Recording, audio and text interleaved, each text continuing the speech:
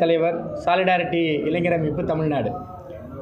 இந்த அமைப்பு ஆரம்பப்பட்ட நாளிலிருந்து தமிழக இளைஞர்களுடைய திறன் மேம்பாட்டிற்காகவும் அறிவுசார் வளர்ச்சிக்காகவும் தொடர் நடவடிக்கைகளை சாலிடாரிட்டி இளைஞர் அமைப்பு மேற்கொண்டு வருகிறது.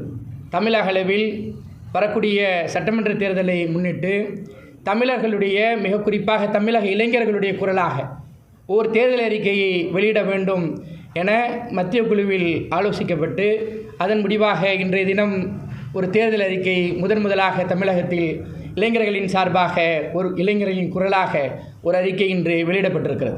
தேர்தல் முடிஞ்சதுக்கப்புறம் நம்ம அவங்கள்ட்ட போராட்டம் நடத்தி எந்த பிரயோஜனம் இல்லை. அதற்காக தான் தமிழகத்திலேயே முதலாக தேர்தல் அறிக்கையுடைய குழுக்கள் தான் அங்கங்கே கட்சிகளில் ஆரம்பிக்கப்பட்டிருக்கு. நாங்கள் அறிக்கையை ரெடியாக்கி வச்சுருக்கோம். இதற்கான குழுக்களிடம் சமர்ப்பிப்பதற்காக.